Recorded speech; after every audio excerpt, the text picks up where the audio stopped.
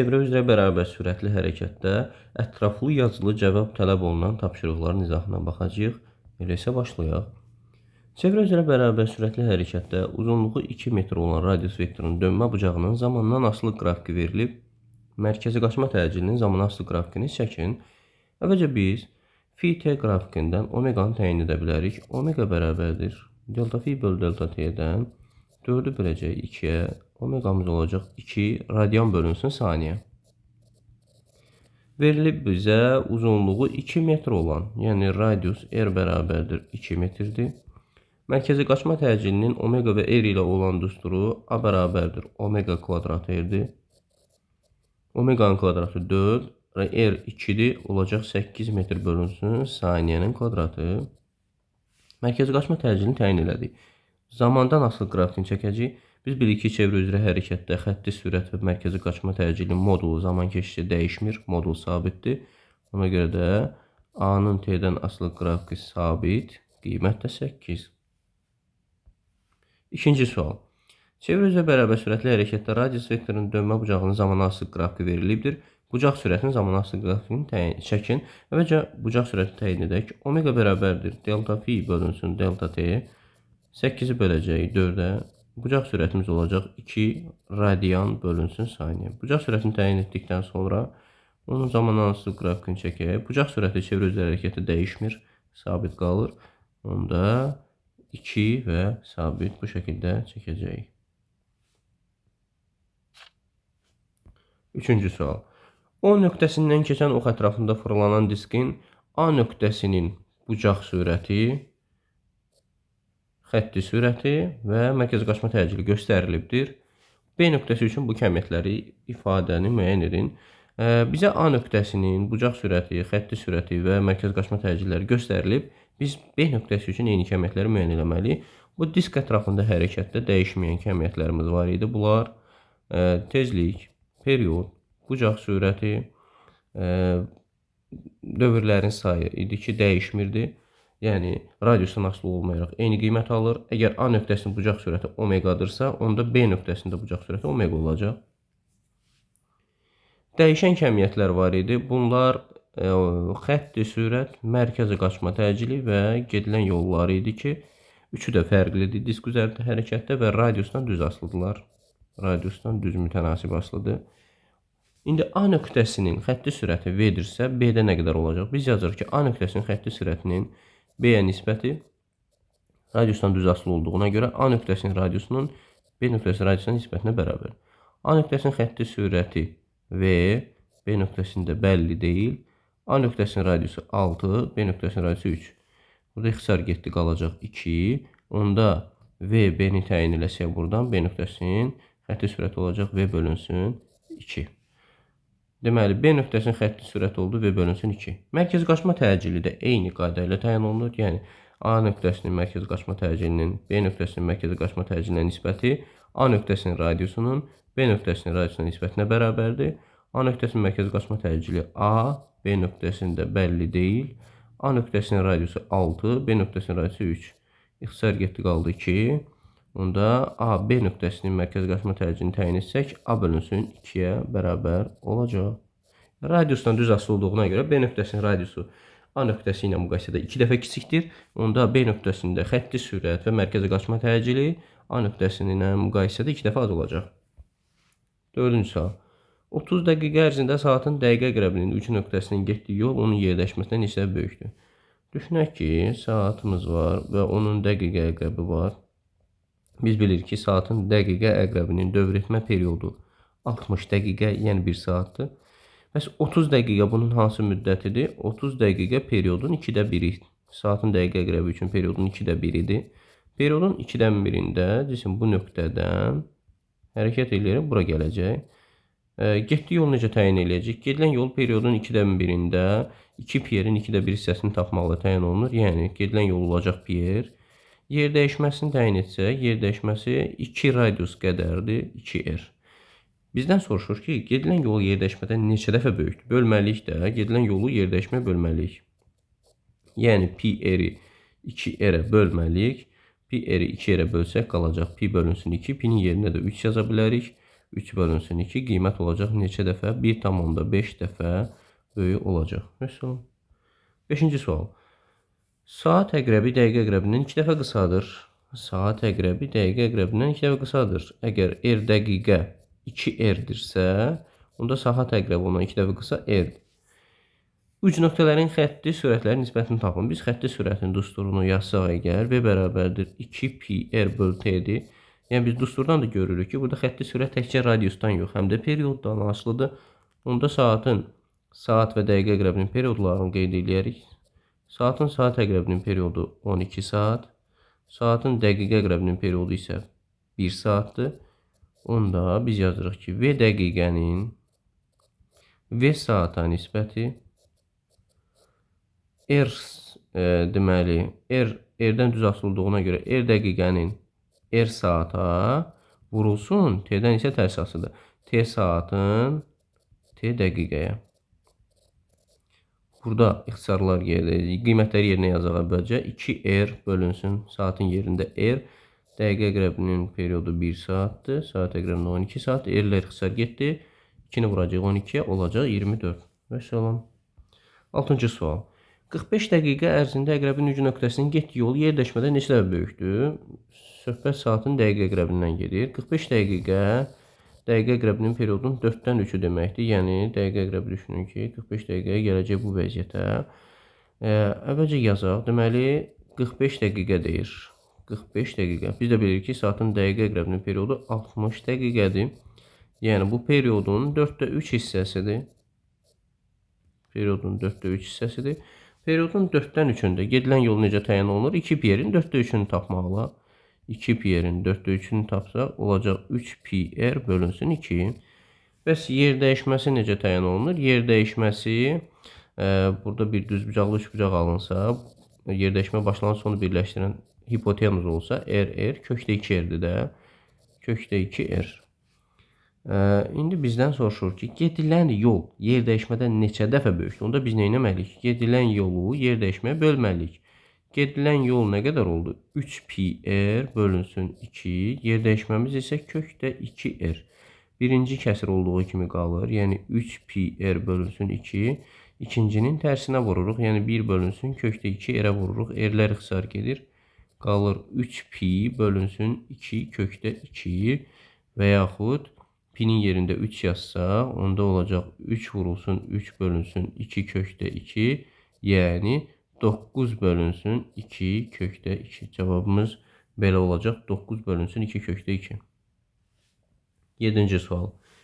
Formanın disk üzərində götürülmüş A nöqtəsinin sürəti A-ya, V-yə bərabərdir. A nöqtəsi sürəti oldu V. B nöqtəsinin A-ya nəzərən nisbi sürətini tapın. Düşünək ki, burada saat əqrəbi istiqamətdə hərəkət var. Onda A nöqtəsində sürətin istiqaməti aşağıya, B nöqtəsində isə sürətin istiqaməti yuxarıya doğru yönələcək. Əgər biz də bilirik ki, disk üzərində hərəkətdə xətti sürət radiusdan düz mütənasib asılıdır və r-dən düz asılıdır. A nöqtəsinin radiusu r bölünsün 2-dir və belə yazırıq. A nöqtəsinin xətti sürətinin B nöqtəsinin xətti sürətinə nisbəti radiusdan düz asılıdır. R-A-nın R-B-yə nisbətinə bərabər. A nöqtəsinin xətti sürəti V, B nöqtəsini müəyyən edəcəyik. A nöqtəsində radius r bölü 2-dir, B nöqtəsində isə r-dir. Onda buradan görünür ki, VB nəyə bərabər olacaq? R-lər 2V-yə bərabər olacaq. Deməli, B nöqtəsinin xətti sürətini tapdıq. 2V. A nöqtəsində də V-dir. Amma bizdən B-nin A-ya nəzərən nisbi sürətini soruşur. B nöqtəsinin A-ya nəzərən nisbi sürətini tapsaq, sürətlər əks yönəldiyinə görə toplanacaq. Olacaq 3V. Bir daha təkrar edirəm, niyə belə oldu? A nöqtəsinin xətti sürəti V-dir. Radiusu isə r bölü 2 məsafədədir. Xətti sürətdə disk üzərində hərəkətdə radiusdan düz asıdır. B nöqtəsinin radiusu isə r-dir. Yəni A ilə müqayisədə 2 dəfə çoxdur. Onda B nöqtəsinin sürəti də 2 dəfə çox olacaq. Yəni olacaq 2V. B-nin A-ya nəzərən sürəti nə qədər olacaq? Bunlar əks yönəldiyinə görə toplanacaq. Olacaq 3V. 8-ci sual. Çevrəcə bərabər sürətli hərəkətdə uzunluğu 2 olan radius vektorun, yəni radiusu 2 metrdir. F-nin T-dən asılı qrafiki verilibdir. Dönmə bucağın zamanası qrafikinə əsasən radius vektorun uc nöqtəsinin xətti sürətinin zamanası qrafikini qurun. Əvvəlcə omeqanı tapaq. Omega bərabərdir fi bölü t'dən 8-i böləcəyik 4-ə. Bucaq sürətimiz olacaq 2 radian bölünsün saniyə. Ondan sonra biz xətti sürətini təyin edə bilərik. V bərabərdir omega vur R dusturundan. Omega 2 R2 vuracaq olacaq 4 metr bölü saniyə. Qrafikini qurun deyirsə, xətti sürət, çevrə üzrə hərəkətdə xətti sürətin modulu sabit daxı dəyişmir. Buna görə də xətti sürətin modulu zamanası qrafikini quranda olacaq belə qiymətli 4-dür. 4 və sabit. 9-cu sual. Maddi nöqtəyə 3 metr bölü saniyə sürətlə çevrə üzrə bərabər sürətlə hərəkət edir. Periodunun 4-dən birində onun yer dəyişməsinə görə orta sürətini tapın. Əvvəlcə biz bilməliyik ki, periodun 4-də birində yer dəyişmə nəyə bərabərdir? Periodun 4-dən birində yer dəyişmə kökdə 2 R-dir. Zaman da ki, periodun 4-də 1-idir. Onda orta sürət üçün dustur yazsaq V orta bərabərdir. Periodun 4-də 1-də yer dəyişməmiz oldu kökdə 2 R. Zaman da oldu periodun 4-də 1, yəni T bölü 4, 4 qalxır kəskin sürətinə. Yəni kökdə 2 R vur 4 bölü T. Belə bir dustur aldıq. Və biz xətti sürətində dusturunu bilirik. Xətti sürətin üçün V bərabərdir 2 pi R bölü T dusturu var. Niyə bu dusturu yazıram? Çünki bizim periodumuz yoxdur. Mən orada periodu əvəz etməliyəm. Periodu tapsam buradan 2 pi R bölü V aparıb yerinə yazacağım. Onda V orta üçün dusturumuz bu şəkildə olacaq. V orta bərabərdir. Sürət olduğu kimi qalır. Kökdə 2 R vur 4. Periodun yerində yazırıq 2 pi R bölü V. V qalxır kəskin sürətinə. Artıq indi ixtisarlar apara bilərik. R-lər ixtisar gedəcək. Qalacaq kökdə 2 vur 4. Vurulsun. Xətti sürəti verib 3. Bölünsün. 2 vur pi-nin yerində də yaza bilərəm 3. 3-lər ixtisar gedəcək. 4 ilə 2 gedəcək. Burada qalacaq 2. 2 vurulsun kökdə 2. Və bizə burada yazır ki, kökdə 2-ni 1.4 götürə bilərsiniz. Götürək. Burada 1.4-ü 2-yə vuracaq. Olacaq 2,8. Deməli, bizim orta sürətimiz oldu 2,8 metr bölünsün saniyə və salam. 10-cu sual. O nöqtəsindən keçən ox ətrafında bərabər sürətlə fırlanan diskin A və B nöqtələrinin arasındakı məsafə 20 cm-dir. Yəni, A nöqtəsi ilə B nöqtəsi arasındakı məsafə 0,2 metrdir. Onların xətti sürətlərin fərqi isə 0,8-dir. Yəni, A nöqtəsinin xətti sürəti bəllidir ki, daha çoxdur. Çünki radiusu böyükdür. A ilə B-nin xətti sürətlərinin fərqi də 0,8 metr bölü saniyədir. Bucaq sürətlərini istəyir. Biz bilirik ki, disk üzərində hərəkətdə bucaq sürətləri bərabərdir. Zaten A nöqtəsinin bucaq sürəti B-yə bərabərdir. Xətti sürət V bərabərdir omega R dusturu ilə təyin olunur. Yəni, biz bu dusturu belə də yaza bilərik. VA-nın VB-yə fərqi bərabərdir. VA-nın yerində yaza bilərik omega A RA. VB-nin yerində də yaza bilərik omega B RB. Omegalar onsuz da eynidir də. 1 omega ilə ifadə eləyək onu və çıxaraq mötərizə xaricinə. Onda olacaq RA çıxılsın RB. Belə bir ifadə aldıq. VA çıx VB-nin yerində yaza bilərikmi? 0,8 yazaram. 0,8 bərabərdir. Omega qalsın yerində. RA çıx RB-nin yerində də yazarıq. 0,2. Omega vur 0,2 və buradan görünür ki, omegamız nəyə bərabər olacaq? Omegamız bərabər olacaq 4 radian bölünsün saniyə. Deməli, cavab olacaq 4. 11. İki disk biri-biri ilə qayışla əlaqələndirilib. Disklər üzərində K nöqtəsinin mərkəzə qaçma təcili 2 metr bölü saniyə kvadratdır. 2 metr bölü saniyə kvadrat. Bu K nöqtəsinin mərkəzə qaçma təcilidir. L və M nöqtələrin mərkəzə qaçma təcillərini tapın. Biz necə yanaşacağıq suala? Əvvəlcə K ilə L-ə qayışlı ötürmə kimi yanaşaq. Qayışlı ötürmə K və L. Və biz bilirik ki, qayışlı ötürmədə xətti sürətlər eynidir. Yəni, A bərabərdir V kvadrat bölü R dusturundan mərkəzə qaçma təcili radiusundan tərs asılıdır. Yəni, bu nə deməkdir? K nöqtəsinin mərkəzə qaçma təcilinin L nöqtəsinin mərkəzə qaçma təcilindən nisbəti radiusundan tərs asılı olduğuna görə L-in radiusunun K-nın radiusunun nisbətinə bərabərdir. AK bizə verilib 2. AL-i müəyyən edəcəyik. RL buradan görünür. Radiusu R-dir. RK isə 2R-dir. Bölünsün 2R. R-lər ixtisar gedəcək. Onda L nöqtəsinin mərkəzə qaçma təcilini tapdıq. 4 metr bölü saniyənin kvadratı. L-i tapdıq. M-i də tapmalıyıq.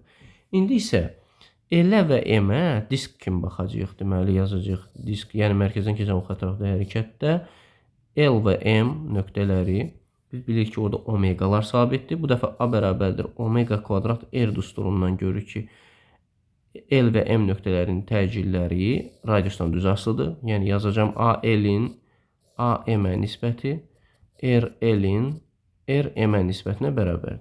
AL-i təyin eləmişdik də bayaq, 4 bölünsün AM bərabərdir. L nöqtəsinin radiusu R-dir. M nöqtəsinin radiusu 3R-dir. R-lər ixtisar getdi. Onda AM bərabər olur 3 dəfə 4, 12 metr böl saniyənin kvadratı. Deməli, biz həm L-i, həm də M-in mərkəzə qaçma təcillərini tapdıq. M-də 12, L-də 4 oldu. 12-ci sual. İki disk biri-biri ilə qayışla əlaqələndirilib. Disklər üzərində K nöqtəsinin xətti sürəti, deməli VK nə qədərdir? 2 metr bölünsün saniyədir. M nöqtəsinin xətti sürətini tapın və yəqin ki, burada L nöqtəsində soruşur. L və M nöqtələrin xətti sürətini tapın deyir. Biz əvvəlcə K-ya və L-ə qayışlı ötürmə kimi baxaq. Qayışlı ötürmə. Qayışlı ötürmədə biz bilirik ki, xətti sürətlər və gedilən yollar eynidir deyə. Əgər K nöqtəsinin xətti sürəti 2-dirsə, deməli, L nöqtəsində xətti sürəti radiusdan asılı olmayaraq 2 olacaq. Bunu müəyyən elədik. L nöqtəsinin xətti sürəti oldu 2. Bəs M nöqtəsinə necə baxacaq? Ona disk kimi baxırıq. Disk kimi. L və M eyni disk üzərindədir və onların xətti sürətləri radiusdan düz asılıdır. Biz bunu bilirik. Onda yazacaq ki, VL-in VM-ə nisbəti RL-in RM-ə nisbətinə bərabərdir. VL-in yerində yazacağım 2, VM-in müəyyən edəcəyik. RL R-dir, RM 3R-dir. R-lər ixtisar gedəcək, çarpaz vuracaq. VM bərabər olacaq 6 metr bölünsün saniyə. Və salam, bugünkü dərsimiz bu qədər. Növbəti dərslərdə görüşərik.